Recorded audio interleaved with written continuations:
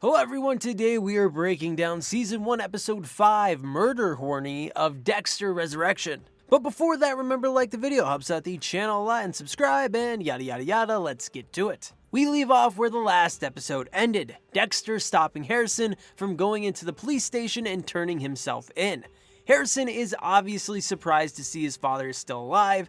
He shot him at the end of Dexter New Blood, and Batista in the last episode said he was dead as well. This whole thing is just a lot for Harrison to process. Dexter tells him he will answer all of his questions, just not in front of the police station. They head to Dexter's apartment. Harrison wants to know how Dexter is alive. Dexter explains that the cold weather slowed his heart rate, which slowed his blood loss down. Dexter then tells him he knows about Ryan Foster, which is how he was able to track him down, because Harrison followed his teachings, the cutting up the body in 9 parts, garbage bags, etc.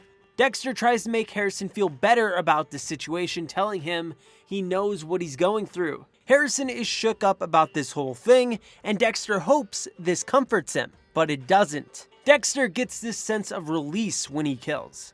Harrison has been a wreck since killing Ryan Foster. There is a guilt that he can't shake. Dexter realizes in this moment that he and Harrison aren't as alike as he thought. He tries to comfort him by saying he did a good thing. Think about all the other women Ryan would have hurt if he didn't kill him. Dexter offers to take the watch from Harrison. The watch was Ryan's and has been a constant reminder of what Harrison did. It has kind of been driving him crazy. Harrison leaves the apartment having a lot to think about. Does he want Dexter in his life at all? Dexter is a little hurt by this, probably expecting a better homecoming, but he will give Harrison some space. Harrison is on his walk home and gets a call from Detective Wallace. He tried calling her last episode to confess, but got her voicemail. So now Harrison has to think of a reason why he called. Harrison tries dodging it, saying he changed his mind. She then tells him to come to her office. Harrison says he's busy. She then offers to come to him. Harrison doesn't know what to do. He tells her he will stop by in the afternoon, at least giving him enough time to think of an excuse. We are back with Dexter thinking about the conversation he had with Harrison. He thinks Harrison doesn't want him, and he doesn't have any real friends. People who actually know the real him. He's feeling lonely, but he recalls that he and a certain other serial killer have a lot in common, and he calls Mia for another date. This time they are bowling. Those fans of the original series know Dexter was on a bowling team, so he's kinda good. But Mia actually beats him, which is shocking. Like, why is she so good at bowling? The two sit down and start talking, bonding over their loneliness. Both don't really have any friends because of the whole murdering part, and both really don't have any family members. Mia's sister holds resentment towards her because she left, which led to the abuse from their mother's boyfriend. And the mother knows about her murdering said boyfriend. So yeah, lone wolves. We also find out that Dexter is the first person she has hung out with outside of the dinner gatherings at Prater's. Prater is the rich dude who put the dinner on in the last episode, so this whole thing is new for her as well. We're now with Harrison at the police station with Detective Wallace. Harrison made up a story about wanting Shauna's phone number. Shauna was the person Ryan was going to abuse that night if Harrison didn't step in. He wants the number to apologize to her for not helping out more. Wallace thinks this is kind of BS. Wallace then brings up what happened in Dexter New Blood, how Harrison saved the school from being shot up. Very heroic. Maybe Harrison did something heroic the night of the murder as well. Harrison is getting a little flustered, especially now that Wallace wants to talk about what happened in Iron Lake. He asks for the phone number again, and Wallace says they won't give a phone number to a potential suspect. Harrison gets real quiet, then asks if he can leave. Wallace says he can. Wallace knows he did it, I think, but she doesn't have any concrete proof just yet. We're back with Dexter and Mia. They are ending their date, and Mia brings up an interesting proposition. She wants to kill together. Dexter is intrigued. He's back home talking to the ghost of his father, Harry, about it. Harry says that Dexter has tried doing this before and it has never worked out, which is true. But Dexter has hope this time, thinking things will be different. Though he will have to tell her that he is not Red, but the Bay Harbor Butcher, because Red only kills rideshare drivers. And Dexter won't do that, obviously. He has a code he follows. which Mia does as well, which is why he thinks this is a great pairing. We're now with Charlie. She is in a hospital room with her mother who is dying of cancer. They have some small talk. Apparently, the mother thinks Charlie is a third-grade teacher. I think the point of this was for some backstory on her.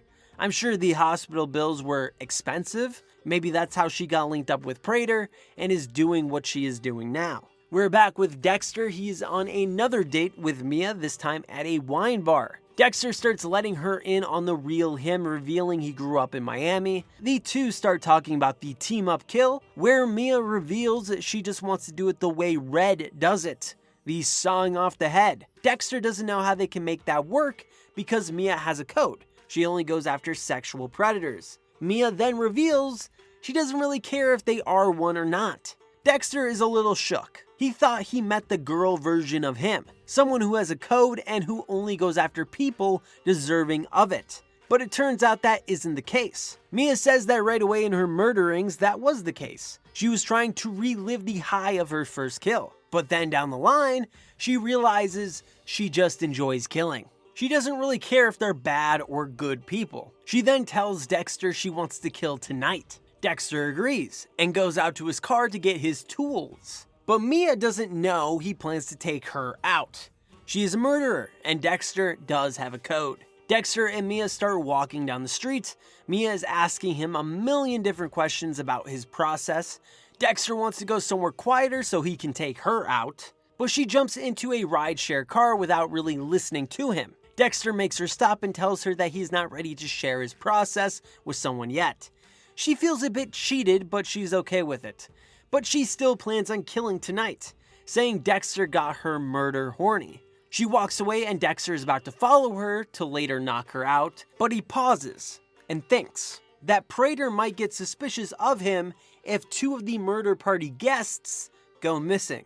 That maybe Dexter has something to do with it. So Dexter decides not to murder Mia and decides to handle this situation a different way. Dexter breaks into Mia's apartment and starts planting some evidence to help his son Harrison out as well, killing two birds with one stone. We find ourselves with Mia going to a bar picking up some random dude.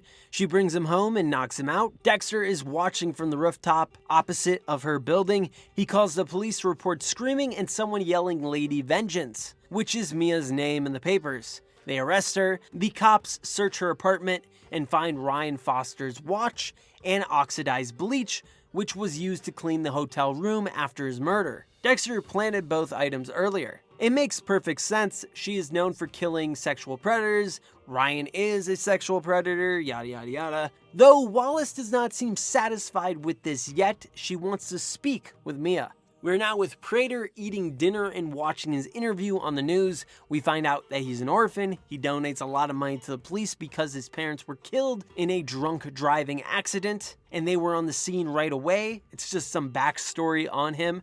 Charlie lets him know about Mia's arrest and how she can't get to her. Prater, in a very cold tone, says he hired Charlie to make problems go away. Did he make a mistake? And Charlie seems a bit threatened here. They want to get to Mia to make sure she doesn't say anything about the dinner parties, either killing her or somehow getting her not to speak on the matters. This is really the first scene we see Prater be very cold and kind of mean, which could be interesting for later on in the season. We know he is hiding something, but what? We find ourselves with Harrison now coming to Dexter's apartment. He found out about Mia's arrest and wants to know if Dexter had a hand in it. He tells him that he did. The two sit down and talk about the past, that Dexter realizes how important it is to have people in your life who truly know you. He tells Harrison that his mother died because of his mistake, that he didn't kill Trinity when he should have. Harrison is glad to hear the truth, finally. Dexter is also happy Harrison isn't like him, and he's not going to force him into becoming a murderer like him. Dexter then says that he has so many reasons to kill, but Harrison is his reason to live. The two kind of make up in this moment here. And finally, we have Charlie meeting up with Mia. Charlie tells Mia that Prater wants to make sure her jail time is as comfortable and as short as possible. This seems like a threat to me. We know from the last episode that the last killer that got caught was killed while they were in prison. So maybe that will be Mia's fate as well. And that is the end of the episode. What did you think of it? Leave it down in the comments below. And if you want more Dexter content, please subscribe and like the video. Check out the Twitter link in the description below. And as always, have an awesome day.